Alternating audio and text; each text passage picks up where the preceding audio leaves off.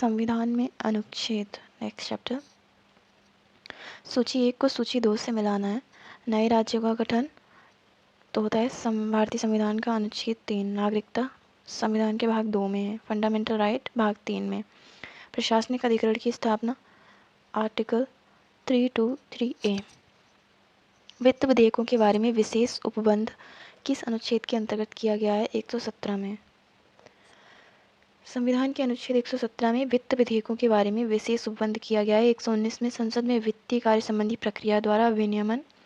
अनुच्छेद 121 में उच्च न्यायालय के किसी न्यायाधीश द्वारा कर्तव्यों के निर्वहन में किए गए किसी आचरण के संबंध में संसद में चर्चा पर निर्बंधन तथा अनुच्छेद 123 में संसद के विश्रांति काल में अध्यादेश प्रख्यापित करने की राष्ट्रपति की शक्ति का उल्लेख किया गया है। वित्त विधेयक 117 में है और बजट किस आर्टिकल में है कमेंट में बताइएगा और वीडियो पॉज करके फिर मैं अभी बता रही हूँ। तो बजट जो है वो 112 में है और संविधान में बजट शब्द का कोई प्रयोग नहीं किया गया है। संविधान में वार्षिक वित्तीय विवरण शब्द का प्रयोग किया गया है। तमाम बोलचाल की भाषा में बजट बोलते हैं लेकिन संविधान में वार्षिक वित्तीय विवरण शब्द का प्रयोग किया गया है। ठीक है, एग्जाम में कई बार दे देता है। भारतीय संविधान के किस अनुच्छेद के अंतर्गत अखिल भारतीय सेवाओं का प्रावधान है? तो 312 में। भारतीय संविधान के अनुच्छेद 312 के तहत अखिल भारतीय सेवाओं का प्रावधान किया गया है। इस अनुच्छेद के अनुसार यदि राज्यसभा ने उपस्थित और मत देने वाले सदस्यों के कम से कम 2/3 बहुमत से समर्थित संकल्प से घोषित किया है कि राष्ट्रीय हित में ऐसा करना आवश्यक है तो संसद विधि द्वारा अखिल भारतीय सेवाओं के सृजन हेतु बंद कर सकती है। अच्छा, मैं यहाँ एक पॉइंट बताने वाली हूँ। जैसे मैंने अभी ये लाइन पढ़ी भारतीय संविधान के अनुच्छेद 312 के तहत, उसके बाद लाइन थी इस अनुच्छेद, है ना। तो क्या है ना, जब भी हम बार बार इस अनुच्छेद या इससे ऐसे करके याद करते हैं ना तो हमें याद नहीं आता एग्जाम में। जब भी लाइन में यह है कि इस अनुच्छेद, तो वहीं पर ही ना हमको क्या लिखना चाहिए? आर्टिकल,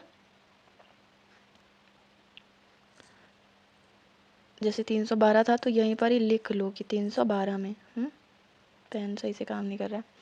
आर्टिकल 312, तो यहीं पर जैसे कहीं आए ना इस अनुच्छेद या ये है तो वो जो भी पूछा है ना वो लिख लो वहीं पर ही, इस अनुच्छेद की जगह 312 में।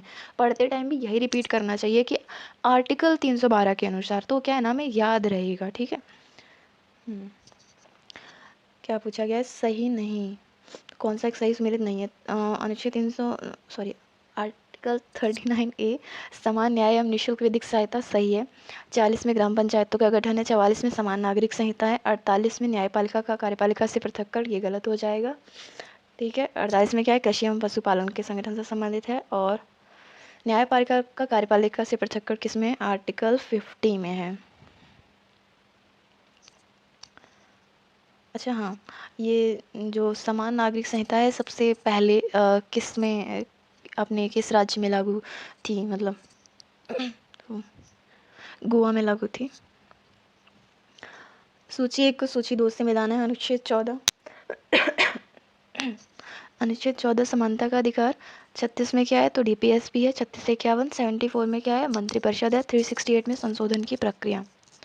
पता है, और आर्टिकल आप याद करो ना करो, लेकिन जो ये प्रीवियस ईयर्स के क्वेश्चंस के जो आर्टिकल्स होते हैं ना वो आपको ज़रूर याद कर लेने चाहिए। और फिर 2 3 4 5 बार जब आप रिवाइज़ करोगे और उसके बाद अगर कोई आर्टिकल्स जैसे नहीं याद हो रहा है तो क्या करो, जैसे मेरे को नहीं याद हुआ होगा तो मैंने यहाँ पे जैसे मार्क किया हुआ है तो वैसे आप भी मार्क कर सकते हो। अगर कोई आर्टिकल एक टाइम में नहीं याद हो रहा है तो मार्क कर लो। दूसरी बार क्या है ना, आपको पूरा पढ़ने की ज़रूरत नहीं है, जो मार्क किया है वो पढ़ लो। या फिर सबसे बढ़िया तो यही रहता है कि आप अपना नोट करते चलो आर्टिकल्स जो आपको नहीं याद हैं और फिर वो देख लो डेली तो याद हो जाएंगे।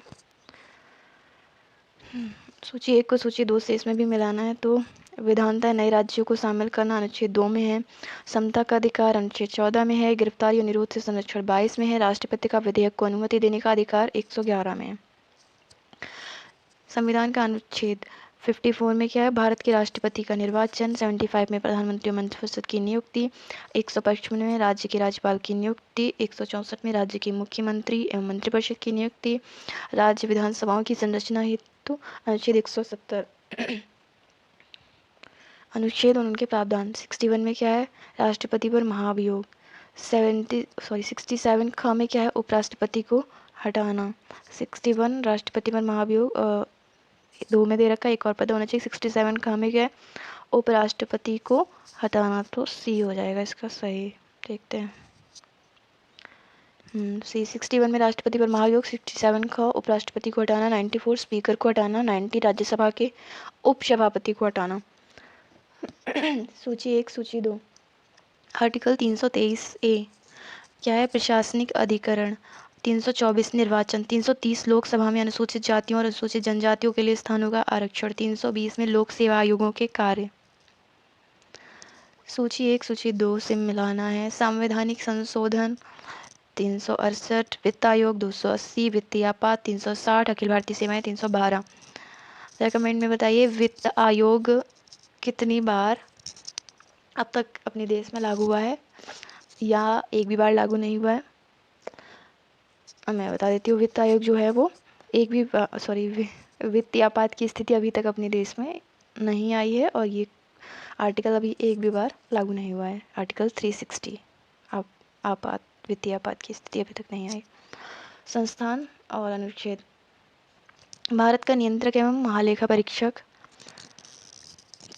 आर्टिकल 148, वित्त आयोग 280, प्रशासनिक अधिकरण 323A, संघ लोक सेवा आयोग 315। देखो ना यार, पता है वही घुमा फिरा के आर्टिकल्स किसी में दूसरे ऑप्शंस में चेंज करके इधर उधर करके, तो इसलिए सेम ही पूछ रहा है। एक दो आर्टिकल तो सेम ही होते हैं, तो ये बहुत ज़रूरी है, याद कर लेना चाहिए। कौन सा सही सम्मिलित नहीं है? अंतर्राज्यीय परिषद 263 में है। अंतर्राज्यीय परिषद 263 में और नदी जल विवाद किस में है? 262 में। वित्त आयोग 280 पढ़ी चुकी है। प्रशासनिक न्यायाधिकरण 323A अभी पढ़ा था। संघ लोक सेवा 315, सिर्फ इसमें एक आर्टिकल चेंज किया है।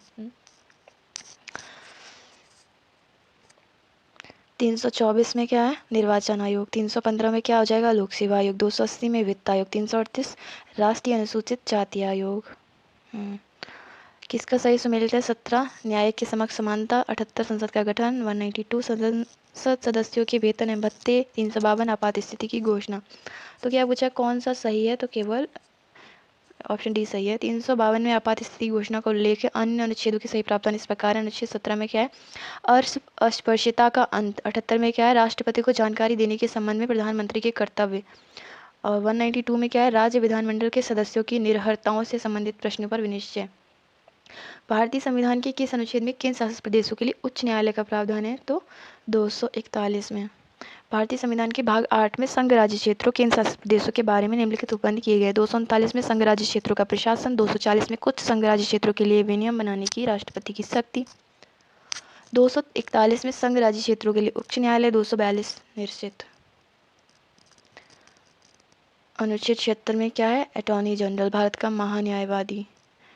148 में क्या है? CAG, भारत का नियंत्रक है, महालेखा परीक्षक। केंद्रीय मंत्रियों की नियुक्ति 75 क्लॉज 1। सर्वोच्च न्यायालय का क्षेत्राधिकार आर्टिकल 131 ऑप्शन बी। भारत का महान्यायवादी क्षेत्र 148, भारत का नियंत्रक है, महालेखा परीक्षक 75 केंद्रीय मंत्रियों की नियुक्ति 131 सर्वोच्च न्यायालय का क्षेत्राधिकार। तो विधि के समक्ष समानता किसमें हो जाएगी? विधि के समक्ष समानता विधि के समक्ष समानता है 14 में। कार्य करने का अधिकार, कार्य करने के लिए सही और मानवीय स्थिति या बच्चों के लिए मुफ्त और अनिवार्य शिक्षा किसमें है? 45 में। कार्य करने का अधिकार आर्टिकल 41, कार्य करने के लिए सही और मानवीय स्थिति 42, शैशव पूर्व देखभाल 6 वर्ष से कम आयु के बच्चों के लिए शिक्षा की व्यवस्था आर्टिकल 45, 86वें संविधान संशोधन अधिनियम 2002 के द्वारा। इसे आर्टिकल 21A के रूप में मूल अधिकारों में शामिल किया गया। साथ साथ अनुच्छेद 45 में DPSP में भी शामिल किया गया। शैशव पूर्व देखभाल तथा 6 वर्ष से कम आयु के बच्चों की शिक्षा के लिए व्यवस्था प्रतिस्थापित किया गया है। अब है नेक्स्ट चैप्टर अनुसूचियाँ। भारतीय संविधान के निम्न दी गई अनुसूचियों में कौन सी एक राज्यों के नामों की सूची तथा उनके राज्य क्षेत्रों का ब्यौरा देती है? तो पहली अनुसूची राज्यों संघ राज्य क्षेत्रों के नाम एवं उनके राज्य क्षेत्र विस्तार का ब्यौरा देती है। दूसरी अनुसूची संवैधानिक प्राधिकारियों के वेतन के बारे में उपबंध। तीसरी अनुसूची शपथ का प्रारूप है। चौथी अनुसूची राज्यसभा में स्थानों का आवंटन है।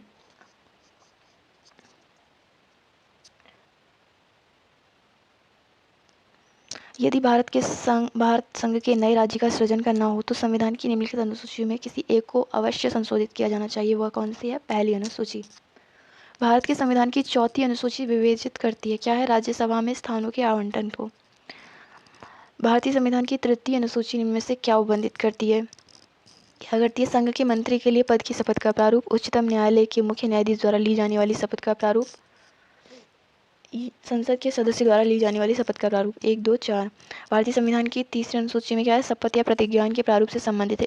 इस अनुसूची के द्वारा ली जाने वाली पद तथा गोपनीयता की शपथ का प्रतिज्ञान का प्रारूप दिया गया है। संघ के मंत्री, संसद के निर्वाचन के अभ्यर्थी, संसद के सदस्य, उच्चतम न्यायालय के न्यायाधीश और भारत के नियंत्रक महालेखा परीक्षक, किसी राज्य के मंत्री, राज्य विधानमंडल के निर्वाचन के अभ्यर्थी, राज्य विधानमंडल के सदस्य, उच्च न्यायालयों के न्यायाधीश, भारत के राष्ट्रपति द्वारा शपथ या प्रतिज्ञान का प्रारूप संविधान के अनुच्छेद 60 में दिया गया है, ना कि तृतीय अनुसूची में। इसलिए तीसरा वाला जो है ना वो गलत हो जाएगा। अनुसूची है उनके विषय। तीसरी में क्या आपने भी पढ़ा था? शपथ या प्रतिज्ञान के प्रारूप, है ना। और चौथी में क्या था? राज्यसभा में स्थानों का आवंटन। सातवीं में क्या है? संसद और राज्य विधानमंडलों द्वारा बनाई जाने वाली विधियों की विषय की सूची। 8वीं में क्या है? भाषाएं। संविधान की अनुसूची और विषय। चौथी में क्या है? अभी हमने पढ़ा था राज्यसभा में सीटों का आवंटन, है ना। 8वीं में क्या है? भाषा। और 9वीं में क्या है? भूमि सुधार, है ना। अच्छा, जो भूमि सुधार जो हुआ था 9वीं अनुसूची, ये किस संविधान संशोधन से हुई थी और कब जोड़ी गई थी? वीडियो पॉज करके बताइएगा। तो ये 9वीं अनुसूची संविधान संशोधन पहला ही संविधान संशोधन था और ये 1 साल बाद ही हो गया था। 1950 में कॉन्स्टिट्यूशन लागू हुआ, 1951 में। किसके टाइम हुआ था? जवाहरलाल नेहरू के टाइम में। चौथी में राज्यसभा में स्थानों का आवंटन। छठी में क्या है? असम मेघालय छठी जनजाति क्षेत्र। असम मेघालय त्रिपुरा और मिजोरम राज्यों के जनजाति क्षेत्रों से संबंधित है।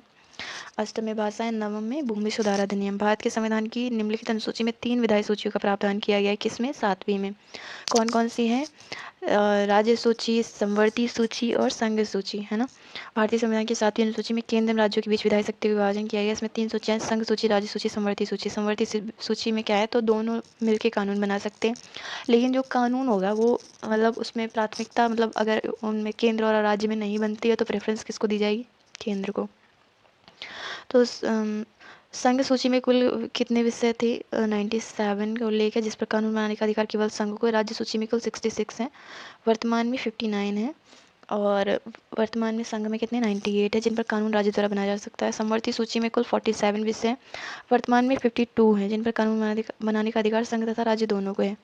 7वीं अनुसूची विधायी शक्तियों का वितरण, संघ, राज्य तथा संवर्ती सूची। 8वीं अनुसूची भाषाएं। 9वीं अनुसूची क्या है? 10वीं अनुसूची में क्या था? दल परिवर्तन है। 10वीं अनुसूची में कुछ अधिनियमों का विधिमान्यीकरण।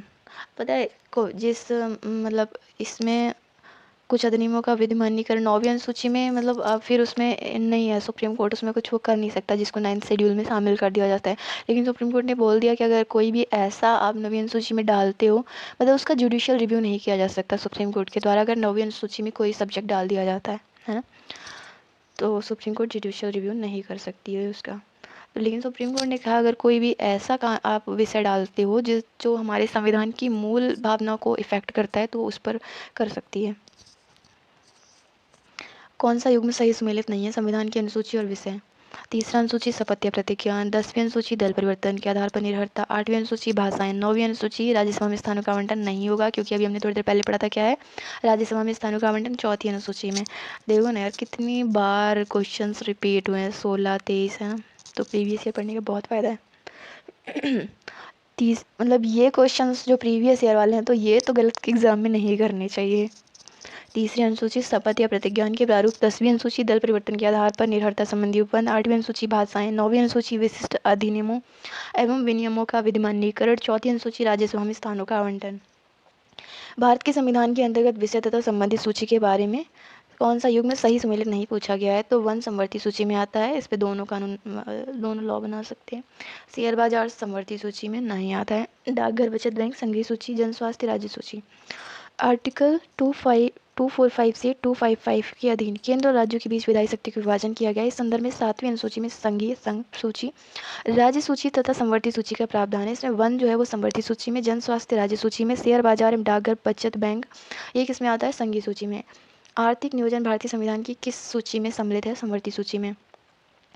संवर्ती सूची की प्रविष्टि संख्या 20 आर्थिक और सामाजिक आयोजना का उल्लेख करती है। ज्ञातव्य है कि इसी उपबंध के आधार पर भारत सरकार ने योजना आयोग का गठन किया। कब किया था योजना आयोग का गठन? 2015 में। ओह सॉरी, योजना आयोग का गठन नहीं किया था, योजना आयोग का खत्म करके नीति आयोग का गठन किया गया था 2015 में। मेरा ध्यान पता नहीं कहाँ। निम्नलिखित में से कौन सा विषय संवर्ती सूची का है? आपराधिक मामले जो है वो संवर्ती सूची का है। पुलिस राज्य सूची में और विदेशी मामले तथा रेडियो और टेलीविजन जैसे प्रसार साधन संघ सूची में है, जबकि आपराधिक मामले संवर्ती सूची का विषय है। मेरी तबीयत नहीं सही है तो मुझे लग रहा है ना वो दिमाग पे असर हो गया है। सही सम्मिलित नहीं है। अच्छा, ये जो नीति आयोग है इसके अध्यक्ष कौन होते हैं? प्रधानमंत्री जी होते हैं। कौन सा सही सम्मिलित नहीं है? सार्वजनिक स्वास्थ्य एवं स्वच्छता राज्य सूची सही है, तो इसमें पूछा गया था, सही नहीं। और जनगणना संघ सूची, राज्यसभा में सीटों का बंटवारा द्वितीय अनुसूची, दल बदल विरोध 10वीं अनुसूची, तो सी जो है वो गलत है। राज्यसभा में सीटों का बंटवारा कौन से में पढ़ा है? हमने कितनी बार पढ़ चुके हैं ये? चौथी अनुसूची में। हाँ, मैं भी कुछ पूछने वाली थी। हाँ, ये जो जनगणना है उसमें जो ईयर है वो कौन सा वाला है?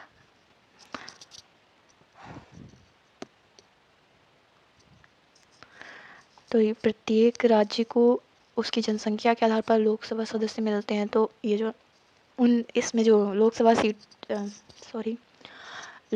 में सीटों का आवंटन के लिए कौन सी जनसंख्या के आधार पर से कौन सा ईयर है? तो वो है 1971 का। और ये कब तक चलेगा? 2026 तक है इसको, फिर उसमें चेंज कर दिया जाएगा। शिक्षा जो प्रारंभ में राज्य सूची का विषय था उसे संवर्ती सूची में स्थानांतरित किया गया। कब किया गया? 42वें संविधान संशोधन अधिनियम 1976 के द्वारा। शिक्षा प्रारंभ में राज्य सूची में शामिल थी, किंतु संघ एवं राज्य दोनों के लिए इसके समान महत्व को देखते हुए संविधान के 42वें संशोधन अधिनियम 1976 की धारा 57 द्वारा इसे संवर्ती सूची में डाल दिया गया। नेक्स्ट क्वेश्चन, केंद्र सूची, राज्य सूची, संवर्ती सूची, अवशिष्ट विषय। केंद्र सूची जनगणना, राज्य सूची पुलिस और सार्वजनिक व्यवस्था, संवर्ती सूची जनसंख्या नियंत्रण और परिवार नियोजन कार्यक्रम। अवशिष्ट शक्तियाँ अंतरिक्ष केंद्र के अधीन है, अंतरिक्ष अनुसंधान। अवशिष्ट विषय। भारतीय संविधान की 7वीं अनुसूची के अंतर्गत संघ सूची में निम्नलिखित में से किसका उल्लेख नहीं है? बैंकिंग, बीमा, जनगणना, गैस, तो गैस का उल्लेख नहीं है। बैंकिंग, बीमा, जनगणना संघ सूची में तथा गैस राज्य सूची में सम्मिलित है। उल्लेखनीय कि गैस और गैस संकम तथा प्राकृतिक गैस के राज्य में विक्रय पर कर राज्य सूची में शामिल है, जबकि प्राकृतिक गैस पर उत्पाद शुल्क संघ सूची का विषय है। भारतीय संविधान की 7वीं अनुसूची के अंतर्गत राज्य सूची में किसका उल्लेख है? शिक्षा, विद्युत, रेलवे, पुलिस, वन। शिक्षा, विद्युत एवं वन संवर्ती सूची में शामिल है, जबकि रेलवे, पुलिस राज्य सूची का विषय है। ज्ञातव्य है कि रेलवे संघ सूची का विषय है, जबकि विद्युत के उपभोग या विक्रय पर कर राज्य सूची में शामिल है। कौन सा राज्य सूची में है? रेलवे, पुलिस, निगम कर, जनगणना, आर्थिक एवं सामाजिक नियोजन, तो है रेलवे पुलिस। ये 1997 में पूछा गया, फिर 2001 में पूछा गया। कौन सा विषय भारतीय संविधान की 7वीं अनुसूची की थर्ड संवर्ती सूची में शामिल है? दंड प्रक्रिया, पुलिस, कारागार, लोक व्यवस्था।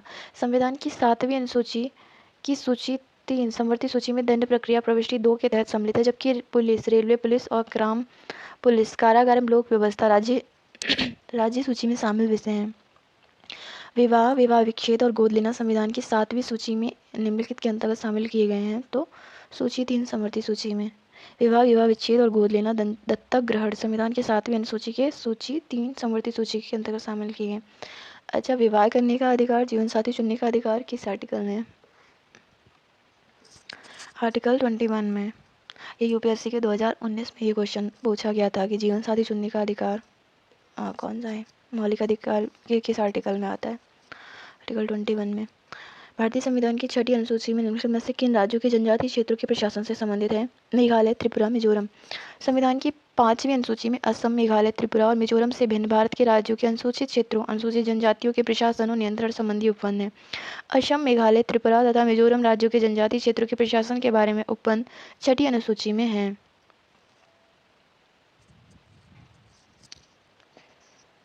नेक्स्ट क्वेश्चन है, भारतीय संविधान की छठी अनुसूची के प्रावधान निम्नलिखित में से किस राज्य में लागू होते हैं? तो त्रिपुरा राज्य भूमि सुधार अधिनियमों को संवैधानिक सुरक्षा प्रदान करने हेतु सम्मिलित किया गया है। भूमि सुधार किसमें? 9वीं अनुसूची में। भारत के प्रथम प्रधानमंत्री जवाहरलाल नेहरू के कार्यकाल के दौरान भारत के संविधान में 9वीं अनुसूची को पुनः स्थापित किया गया था। 9वीं अनुसूची को प्रथम संविधान संशोधन अधिनियम 1951 के द्वारा संविधान में वर्ष 1951 में जोड़ा गया। अभी मैं बता रही थी, उसी का एक्सप्लेनेशन मिल गया। इसके अंतर्गत शामिल किए जाने वाले अधिनियमों और विनियमों के विधिमान्यीकरण और उन्हें न्यायिक उन्मुक्ति प्रदान करने का उपबंध इसी संशोधन से अंतः स्थापित अनुच्छेद 31 ख के माध्यम से किया गया। इसका मुख्य उद्देश्य तत्कालीन समय में जमींदारी उन्मूलन हेतु निर्मित किए जाने वाले भूमि सुधार कानूनों को न्यायालय में चुनौती दिए जाने से रोकना। इसी उद्देश्य से राज्यों के भूमि सुधार कानूनों को संवैधानिक सुरक्षा प्रदान करने हेतु उन्हें 9वीं अनुसूची में शामिल किया गया। कोहेलो केस भारत के संविधान की किस अनुसूची से संबंधित है? तो 9वीं से संबंधित है।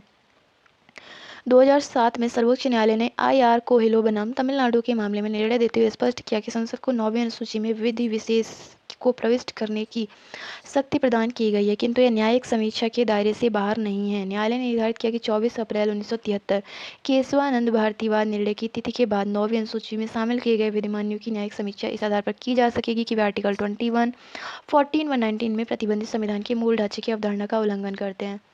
मैं अभी थोड़ी देर पहले बोल रही थी ना कि अगर वो मूल ढांचे की अवधारणा का उल्लंघन करते हैं तो उनको जुडिशियल रिव्यू किया जा सकता है, न्यायिक समीक्षा। भारतीय संविधान की किस अनुसूची में दल बदल विरोधी कानूनों को रखा गया है? तो 10वीं अनुसूची में। पता है, इससे पहले 24 अप्रैल 1973 से पहले के जितने भी मामले हैं उस पर सुप्रीम कोर्ट क्या है, जुडिशियल रिव्यू नहीं कर सकता है, लेकिन उसके बाद जो भी मामले शामिल किए जाएंगे उन पर इन आधारों पर जुडिशियल रिव्यू कर सकता है। भारतीय संविधान की किस अनुसूची में दल बदल विरोधी कानून को रखा गया है? तो 10वीं में। संविधान की 10वीं अनुसूची में दल बदल विरोधी कानून विषयक प्रावधान है। यह अनुसूची 52वें संविधान संशोधन 1985 के द्वारा जोड़ी गई। ध्यातव्य है कि 10वीं अनुसूची में 51वें संविधान संशोधन 2003 द्वारा संशोधन किया गया। इस संशोधन का उद्देश्य दल बदल पर रोक लगाने के साथ साथ केंद्र एवं राज्यों में मंत्रिपरिषद के आकार को निर्धारित करना था। भारतीय संविधान की 10वीं अनुसूची का संबंध दल बदल प्रतिरोधी विधायन से है। संविधान की 11वीं अनुसूची निम्नलिखित में से किससे संबंधित है? अच्छा, दल बदल का आधार क्या है ना, उसे आप लोग गूगल कीजिएगा कि दल बदल कब माना जाएगा, किस आधार पर माना जाएगा। संविधान की 11वीं अनुसूची निम्न में से किससे संबंधित है? तो पंचायती राज से संबंधित है।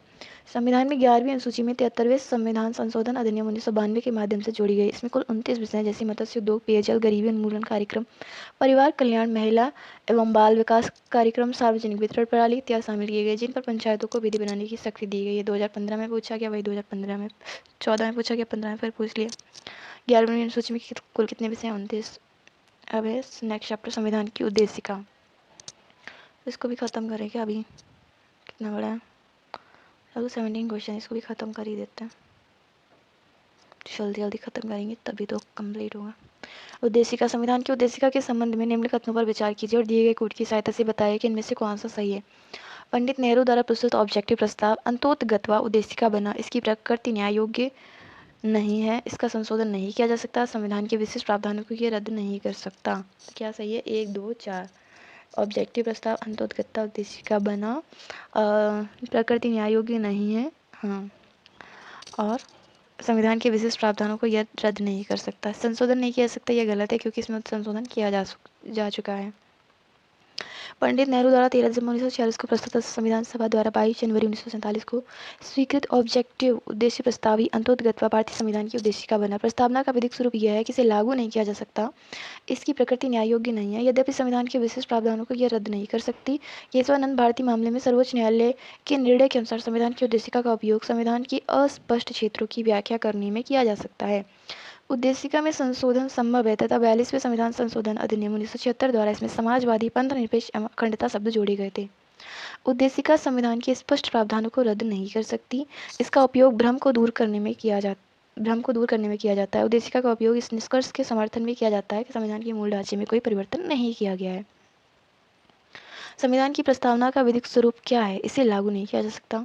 भारतीय गणतंत्र की 26 जनवरी 1950 को सही संवैधानिक वस्तुस्थिति क्या थी जब संविधान लागू हुआ? संपूर्ण प्रभुत्व संपन्न धर्मनिरपेक्ष लोकतंत्रात्मक गणराज्य, लोकतंत्रात्मक गणराज्य, संपूर्ण प्रभुत्व संपन्न लोकतंत्रात्मक गणराज्य, समाजवादी धर्मनिरपेक्ष लोकतंत्र। तो ये तो होगा ही नहीं क्योंकि इनको तो बाद में जोड़ा गया ऑप्शन सी। 26 जनवरी 1950 को भारतीय गणतंत्र की संवैधानिक वस्तुस्थिति भारतीय संविधान की तत्कालीन उद्देशिका के अनुसार संपूर्ण प्रभुत्व संपन्न लोकतंत्रात्मक गणराज्य की थी। समाजवादी, पंथ निरपेक्ष और अखंडता शब्द इसमें 42वें संविधान संशोधन अधिनियम 1976 की धारा 2 द्वारा जोड़े गए। 26 नवंबर 1949 को अंगीकृत भारतीय संविधान की प्रस्तावना में कौन से शब्द सम्मिलित नहीं थे? तो समाजवादी, पंथ निरपेक्ष और अखंडता शब्द सम्मिलित नहीं थे, इनको बाद में शामिल किया गया। भारत को धर्मनिरपेक्ष राज्य वर्णित करता है क्या?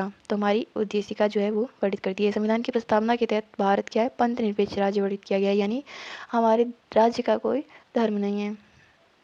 हमारा राज्य सभी धर्मों का सम्मान करता है, लेकिन ऐसा नहीं है कि किसी एक धर्म कोई एक धर्म है, मतलब धार्मिक आधार पर बना हुआ देश नहीं है। यहाँ सभी धर्मों का बराबर सम्मान होता है। यह शब्द 42वें संविधान संशोधन अधिनियम 1976 से जोड़ा गया। भारतीय संविधान की प्रस्तावना में पंथ निरपेक्ष शब्द जोड़ा गया 42वें संशोधन द्वारा। भारतीय संविधान की प्रस्तावना में धर्मनिरपेक्ष व समाजवादी शब्द जोड़े गए। कब जोड़े गए? 42वें संशोधन द्वारा। समाजवादी, पंथ निरपेक्ष, अखंडता कितनी बार पूछा गया? निम्नलिखित शब्दों में से कौन सा शब्द सन 1975 में भारतीय संविधान की प्रस्तावना में सम्मिलित नहीं था? तो अखंडता। कौन से शब्द 42वें संवैधानिक संशोधन द्वारा प्रस्तावना में जोड़े गए? समाजवाद, ग्राम स्वराज, पंथ निरपेक्षता, संपूर्ण प्रभुत्व संपन्न। तो कौन से? समाजवाद और पंथ निरपेक्षता। भारत के संविधान के आमुख का लक्ष्य उसके सभी नागरिकों के लिए सुनिश्चित करना है क्या? सामाजिक तथा आर्थिक न्याय, सही विचार एवं व्यक्ति की स्वतंत्रता, अवसर की समानता, व्यक्ति की प्रतिष्ठा। तो सभी। सामाजिक, आर्थिक, राजनीतिक न्याय, विचार, अभिव्यक्ति, विश्वास और धर्म उपासना की स्वतंत्रता, प्रतिष्ठा और अवसर की समानता, व्यक्ति की गरिमा। पता है कभी कभी क्वेश्चन पूछ लेता है कितने प्रकार की स्वतंत्रता है ना? तो विचार की है, अभिव्यक्ति की है, विश्वास की, धर्म की, उपासना की। 5। कितने प्रकार का न्याय है? तो सामाजिक, आर्थिक, राजनैतिक, है ना? और समानता कितने प्रकार की है? तो प्रतिष्ठा और अवसर की समानता है। तो ये भी याद करना है, ये चीज़ बहुत ज़रूरी होती है। भारत के संविधान की प्रस्तावना में कितने प्रकार थे? न्याय, स्वतंत्रता, समानता है, भारतत्व का उसी क्रम में उल्लेख कीजिए। तो कितने प्रकार का न्याय है? 3। और 5 प्रकार की स्वतंत्रता, 2 प्रकार की समानता, 1 प्रकार के भारतत्व बंधुता का उल्लेख है। भारत के संविधान की उद्देशिका में कितने प्रकार की न्याय की व्यवस्था की गई है? 3। भारत के संविधान की उद्देशिका में 3 प्रकार की न्याय की व्यवस्था की गई है। सामाजिक, आर्थिक, राजनीतिक न्याय। सामाजिक न्याय से तात्पर्य है कि प्रत्येक नागरिक के साथ जाति, रंग, धर्म, लिंग के आधार पर बिना कोई भेदभाव किए समान व्यवहार होगा। आर्थिक न्याय से तात्पर्य है कि आर्थिक आधार पर किसी के साथ भेदभाव न होना। तथा राजनीतिक न्याय का अर्थ है कि प्रत्येक नागरिक को समान राजनीतिक अधिकार प्राप्त होंगे। भारतीय संविधान की प्रस्तावना में इसके सभी नागरिकों को कौन सा न्याय प्रदान करने की व्यवस्था की गई है? तो सामाजिक, आर्थिक और राजनीतिक। भारत के संदर्भ में निम्नलिखित में से कौन धर्मनिरपेक्ष शब्द का सही भाव व्यक्त करता है? तो भारत में राज्य का कोई धर्म नहीं है। भारत के पंथ निरपेक्ष धर्मनिरपेक्ष राज्य का सही भाव यह है कि भारत में राज्य का कोई धर्म नहीं है, तदनुसार सभी धर्मों को राज्य द्वारा समान परिचय अपेक्षित है। कौन सा शब्द भारतीय संविधान की प्रस्तावना में उल्लेखित नहीं है? संप्रभुता, लोकतंत्रात्मक, तो है। द पंथ निरपेक्ष, संघीय नहीं है। भारतीय संविधान की प्रस्तावना में शामिल महत्वपूर्ण शब्द संपूर्ण प्रभुत्व संपन्न, समाजवादी, पंथ निरपेक्ष, लोकतंत्रात्मक गणराज्य, न्याय, स्वतंत्रता, समता, बंधुता, परंतु संघीय फेडरल शब्द का भारतीय संविधान की प्रस्तावना में उल्लेख नहीं है। आर्टिकल 1 में संघ शब्द का प्रयोग किया गया है। भारतीय संविधान की प्रस्तावना में निम्नलिखित में से किस स्वतंत्रता का वर्णन नहीं है? आर्थिक स्वतंत्रता का वर्णन नहीं है। विचार, अभिव्यक्ति, विश्वास, धर्म उपासना की है, लेकिन आर्थिक स्वतंत्रता नहीं है। भारतीय संविधान की प्रस्तावना में सामाजिक, आर्थिक, राजनीतिक न्याय, विचार, अभिव्यक्ति, विश्वास, धर्म उपासना की स्वतंत्रता तथा प्रतिष्ठा और अवसर की समानता का वर्णन है, परंतु आर्थिक स्वतंत्रता का उल्लेख नहीं है। भारतीय संविधान की प्रस्तावना में उल्लिखित नहीं है, तो धार्मिक न्याय नहीं है। भारतीय संविधान का कौन सा भाग संविधान की आत्मा कहलाता है? तो आत्मा कौन सा भाग कहलाता है? उद्देशिका। अच्छा, ये जो है ना, ये तो संविधान के आत्मा कहलाता है, उद्देशिका, लेकिन डॉक्टर B.R. अम्बेडकर ने संविधान के किस भाग को आत्मा कहा है के अनुसार? तो आर्टिकल 32 को संवैधानिक उपचारों का अधिकार है, उसको क्या है? B.R. अम्बेडकर ने आत्मा माना है। भारतीय संविधान की उद्देशिका को संविधान की आत्मा कहा जाता है। के.एम. मुंशी ने इसे राजनीतिक जन्मपत्री, पॉलिटिकल होरोस्कोप कहा है। सुभाष कश्यप ने संविधान शरीर है तो प्रस्तावना उसकी आत्मा है, प्रस्तावना आधारशिला है तो संविधान उसी पर खड़ी अटालिका है। डॉक्टर बी आर अम्बेडकर ने संवैधानिक उपचारों के अधिकार को संविधान की आत्मा और हृदय कहा है। यदि अम्बेडकर के संदर्भ में यह प्रश्न आए तो उसका उत्तर डी होगा। किस वाद के फैसले में सर्वोच्च न्यायालय ने सर्वोत्तम घोषित किया कि उद्देश्य का संविधान का हिस्सा नहीं है? तो बेरूवारी संघवाद में। बेरूवारी यूनियन वाद 1960 में सर्वोच्च न्यायालय ने सर्वोत्तम घोषित किया कि उद्देश्य का प्रस्तावना संविधान का अंग नहीं है। केशवानंद भारती बनाम केरल राज्य के बाद 1973 में सर्वोच्च न्यायालय के उपयुक्त निर्णय को पलटते हुए उन्होंने माना कि उद्देश्य का संविधान का भाग है। किस वाद में उच्चतम न्यायालय ने धारणा प्रस्तुत की कि उद्देश्य का संविधान का भाग है? तो किसमें की थी? बम्बई बनाम यूनियन ऑफ इंडिया। बम्बई बनाम यूनियन ऑफ इंडिया के मामले में उच्चतम न्यायालय ने कहा कि उद्देश्य का संविधान का भाग है तथा पंथनिरपेक्षता संविधान का मूल लक्षण है। केशवानंद भारती बनाम केरल राज्य के मामले में भी बहुमत से दिए गए निर्णय में उद्देशिका को संविधान का भाग माना गया। बताइए, बहुत इंपॉर्टेंट केस है केशवानंद भारती बनाम केरल राज्य। निम्नलिखित विवादों में से किसमें सर्वोच्च न्यायालय ने प्रस्तावना को भारतीय संविधान की मौलिक संरचना का एक भाग स्वीकार किया था?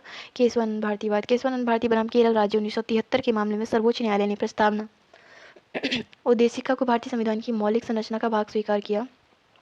सर्वोच्च न्यायालय के शब्दों में हमारे संविधान का प्रसाद उद्देशिका में वर्णित बुनियादी तत्वों पर खड़ा है। यदि इनमें से किसी भी तत्व को हटा दिया जाए तो सारा ढांचा ही ढह जाएगा, अर्थात संविधान वही नहीं रह जाएगा, अपना व्यक्तित्व व पहचान खो देगा। भारतीय संविधान की प्रस्तावना में जिन आदर्शों एवं उद्देश्यों की रूपरेखा दी गई है उनकी व्याख्या की गई है। तो मूल अधिकार, राज्य की नीति निषेध, सिद्धांतों या मौलिक कर्तव्यों के अध्याय में भारतीय संविधान की प्रस्तावना संविधान के उद्देश्यों को प्रतिबिंबित करती है। संविधान का मुख्य उद्देश्य भारतीय जनता को सामाजिक, आर्थिक, राजनीतिक न्याय तथा विचार, अभिव्यक्ति, विश्वास, धर्म और उपासना की स्वतंत्रता, प्रतिष्ठा और अवसर की समानता प्राप्त कराना है। व्यक्ति का उत्कर्ष कहीं संपूर्ण राष्ट्र के उत्कर्ष में बाधक न बन जाए, इसलिए संविधान में बंधुत्व की भावना पर भी बल दिया गया है। इस प्रकार प्रस्तावना में जिन आदर्शों और उद्देश्यों की रूपरेखा दी गई है उनकी व्याख्या संविधान में आगे मूल अधिकार, राज्यों के नीति निर्देशक सिद्धांतों, मौलिक कर्तव्यों के अध्यायों में की गई है। में से कौन एक भारतीय संविधान के उद्देश्य को प्रतिबिंबित करता है? तो संविधान की प्रस्तावना। संविधान में दिया गया आमुख सही बताना है।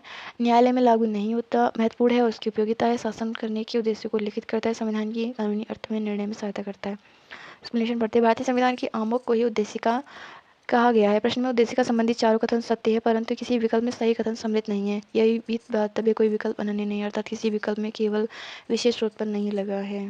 क्वेश्चन ही गलत है। कौन सही है? सामाजिक समानता संविधान में प्रत्याभूत है। संविधान के अनुच्छेद 14 से 18 के तहत प्रदत्त समानता के अधिकार के विभिन्न प्रावधानों के तहत सामाजिक समानता प्रत्याभूत की गई है। संविधान की प्रस्तावना में भी सामाजिक न्याय प्राप्त कराने की बात कही गई है। तो बाकी के चैप्टर जो है वो नेक्स्ट वीडियो में करेंगे। यहाँ तक ये कंप्लीट कितने हो गए चैप्टर?